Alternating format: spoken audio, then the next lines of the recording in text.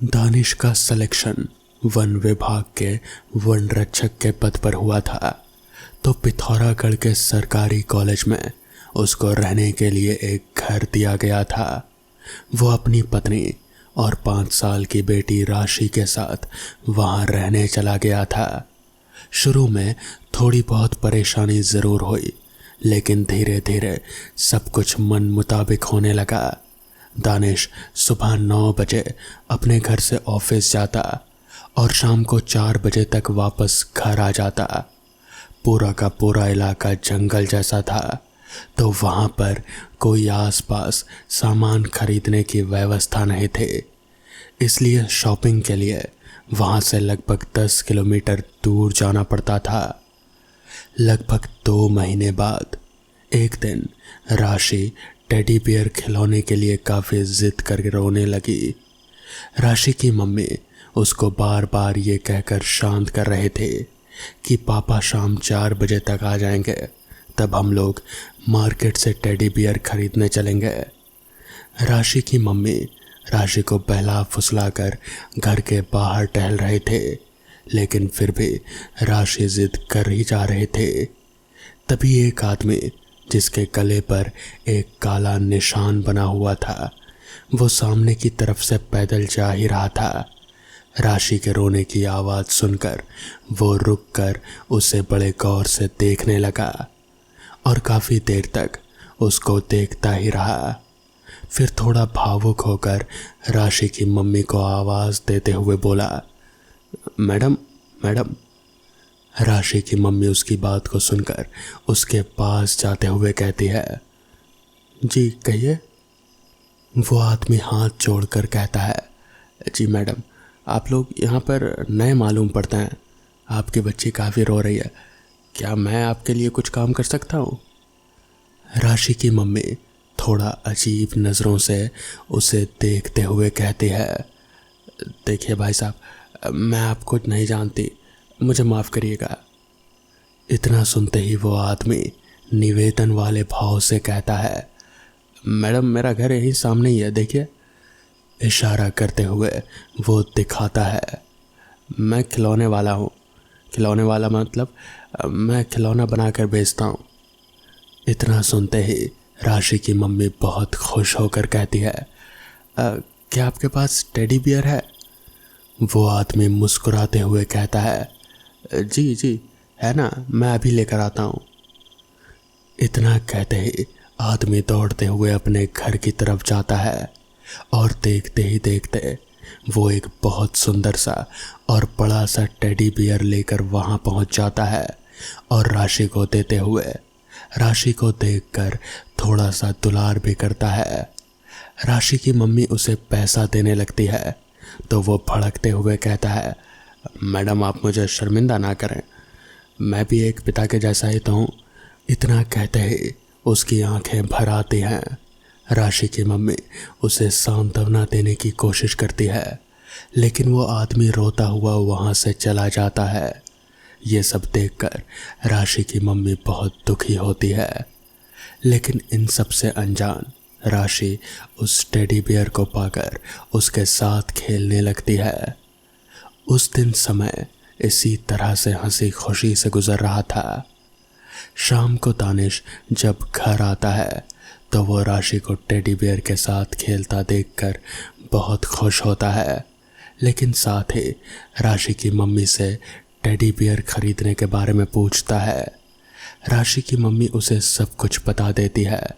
दानिश ये सब सुनकर कहता है, सही बात है, इस दुनिया में कुछ लोग अच्छे हैं तो कुछ लोग बुरे भी हैं, लेकिन हम लोगों की किस्मत काफ़ी अच्छी है कि हमेशा से हम लोगों को अच्छे लोग ही मिलते आए हैं।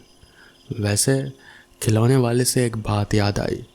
आज ऑफिस में हम लोग लंच कर रहे थे, तब सभी लोग आपस में बातचीत कर रहे थे, तो राहुल ने एक खिलौने वाले की बात बताई। वो खिलौने वाला यहीं पास ही में रहता था, बच्चों से उसे बड़ा लगाव था, इसलिए वो खिलौने वाला खिलौना बनाकर बच्चों को बेचता था। उसकी कभी कोई ख़ास मांग किसी से नहीं थी, जो जितना भी पैसा देता वो हंसी खुशी ले लेता, और अगर किसी के पास पैसा नहीं होता तो वो उसे फ्री में भी दे देता। उसका इस कारोबार में कुछ खास फ़ायदा तो नहीं होता, लेकिन उसे खुशी और सुकून भरपूर मिलता था और उसका गुजारा भी जैसे तैसे चल रहा था। लेकिन कुछ दिन बाद ही उसकी मौत हो गई। ये सब सुनते ही राशि की मम्मी कहती है, तो क्या उसके घर में कोई और नहीं था? दानिश एक गहरी सांस छोड़ने के बाद कहता है, उसके माँ बाप थोड़ा पहले बीमारी से जूझने के बाद गुजर गए थे और उसकी पत्नी जो कि प्रेग्नेंट थी वो भी असमय मारी गई, जिसके कारण उनका बच्चा और उनकी पत्नी के साथ ही मर गया। वो काफ़ी समय तक इस सदमे से उभर नहीं पाया, तो खुशी और सुकून की तलाश में वो खिलौने वाला बन गया। फिर एक दिन वो भी मर ही गया। राशि की मम्मी कुछ गहरे विचारों में डूबते हुए कहती है, आज जो खिलौने वाला आया था वो भी अच्छा था, उसने भी पैसे नहीं लिए। क्यों ना हम लोग उनके घर कुछ खाने का सामान लेकर चलते हैं, उन्हें देकर आते हैं। दानिश अपनी पत्नी की बात सुनकर सहमति में अपना सिर हिलाते हुए कहता है, हाँ ठीक है, आओ चले फिर। अभी तो शाम के 5 बजने वाले ही हैं, थोड़ी देर में हम लोग लौट आएंगे। जल्दी जल्दी सभी लोग खाने का सामान पैक करके उस खिलौने वाले के घर में पहुंच जाते हैं। दरवाज़ा खुले होने के कारण दानिश कुछ बोलता हुआ घर के अंदर राशि और राशि की मम्मी को लेकर दाखिल होता है। वहाँ पर पहुँचते ही सबको ऐसा लगता है कि जैसे उस घर में काफ़ी महीनों से कोई भी रहता नहीं हो। वहाँ पर बहुत कुछ अजीब सा था। थोड़ा अंदर जाते ही उन सब की नज़र अचानक से एक बूढ़े आदमी और एक बूढ़ी महिला पर पड़ी, जो बीमारी की हालत में लेटे हुए थे। वो सभी थोड़ा डर जाते हैं। तभी अचानक से पीछे से एक तरफ से एक प्रेग्नेंट औरत वहाँ पहुँच जाती है। आप लोग कौन हैं? सभी लोग फिर से डर जाते हैं। तो वो औरत उन लोगों से उनका परिचय पूछती है। इतने में वो खिलौने वाला अचानक से सामने आ जाता है और राशि को दुलार करने लगता है। राशि की मम्मी खाने का सामान उन्हें देते हुए कहती है, आप लोग बहुत अच्छे हैं और वैसे भी हम लोग ज़्यादा दूर तो नहीं रहते हैं, इसलिए अगर कभी कोई दिक्कत हो तो बेझिझक आप हम लोगों से कह सकते हैं। इतना सुनते ही वो खिलौने वाला और उसकी पत्नी हाथ जोड़कर सबका अभिवादन करते हुए बैठने को कहते हैं। लेकिन दानिश मुस्कुराते हुए कहता है, अब आज रहने दीजिए, संडे के दिन मेरी छुट्टी रहेगी, तब आराम से बैठकर बात करेंगे। इतना कहते ही मुस्कुराते हुए सभी को लेकर दानिश वहाँ से निकल जाता है। अपने घर वो पहुँचने वाला ही होता है, तभी मोटरसाइकिल से राहुल वहाँ पहुँच जाता है। अरे सर, आप लोग यहाँ क्या कर रहे हैं? तुम यहाँ क्या कर रहे हो राहुल? सर मैं तो मार्केट गया था, बस वहीं से आ रहा हूँ। लेकिन आप लोग यहाँ? अरे यार वो कुछ नहीं, बस आज राशि एक टेडी बियर ख़रीदने की ज़िद कर रही थी, तो खिलौने वाले ने आकर इसे एक टेडी बियर दे दिया और कुछ पैसे भी नहीं लिए, तो वही उसी के घर गया था, उसी से मिलने। बहुत ही अच्छे लोग हैं।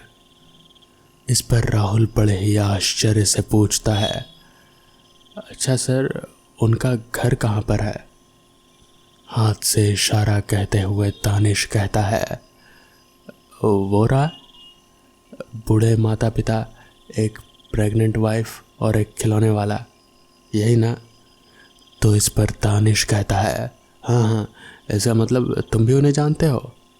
तो इस पर राहुल घबराते हुए कहता है, सर मैं उन्हीं की बात तो आज बता रहा था, वो सब मर चुके हैं।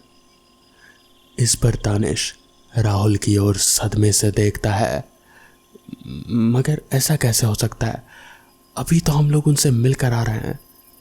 जिसके बाद दानिश वापस से उनके घर जाता है राहुल के साथ, मगर अब वहाँ पर कोई भी नहीं था।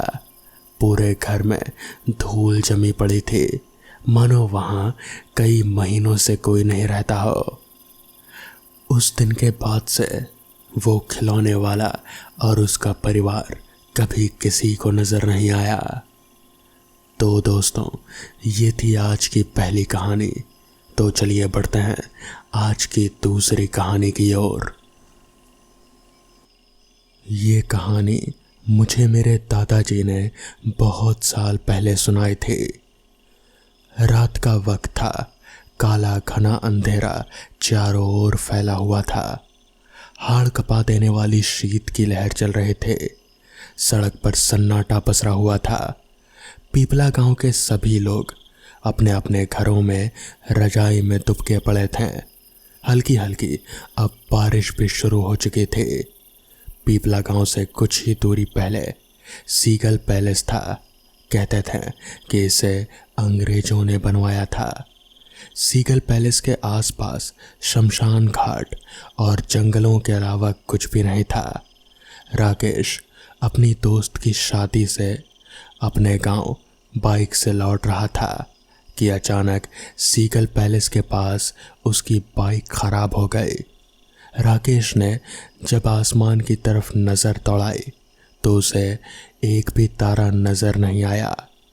उसने आसपास नज़र घुमाकर जब देखा तो सिवाय अंधकार के उसे कुछ भी नहीं दिखा। उसने मन ही मन कहा, कहाँ फंस गया मैं। अब इस बाइक का क्या करूं? ठंड भी बढ़ गई है और हल्की फुल्की बारिश भी हो रही है। उसने जब घड़ी पर नज़र डाली तो घड़ी में रात के 2 बज रहे थे। अचानक राकेश की नज़र सीगल पैलेस के खिड़की पर पड़ी। उसे वहाँ पर रोशनी सी नज़र आई, जैसे कि वहाँ पर आग जल रही हो। इतनी रात का यहाँ पर कौन हो सकता है? यहाँ तो कोई नहीं आता। हो सकता है मेरी तरह कोई रास्ते में फंस गया हो और सर्दी की वजह से कुछ लकड़ियाँ जला ली हो। ये कहता हुआ राकेश अपनी बाइक को वहीं खड़ी करके सीगल पैलेस की तरफ चल दिया।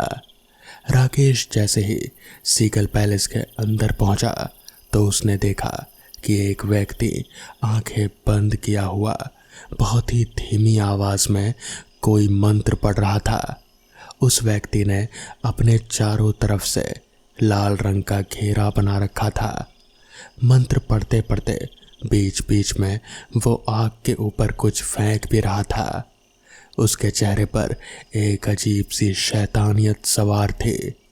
उस व्यक्ति को देखकर उसे अपनी आंखों पर यकीन नहीं हुआ।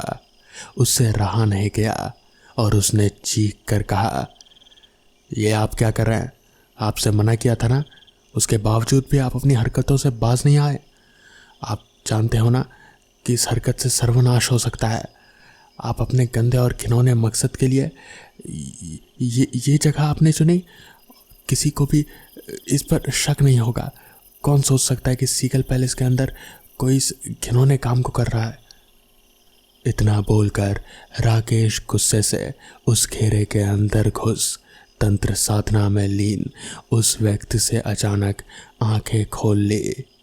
उसकी आंखों से लाल लाल दहकते अंगारे से निकल रहे थे और उसका चेहरा किसी पिशाच से कम नहीं लग रहा था।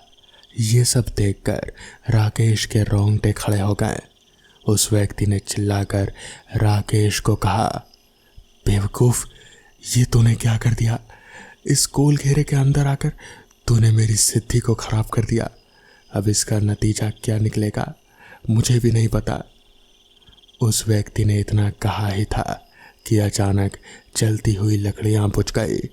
अंदर जो थोड़ा बहुत गर्म माहौल था अचानक वो सर्दी में तब्दील हो गया और एक ठंडी तेज हवा का झोंका राकेश के गाल से टकराया।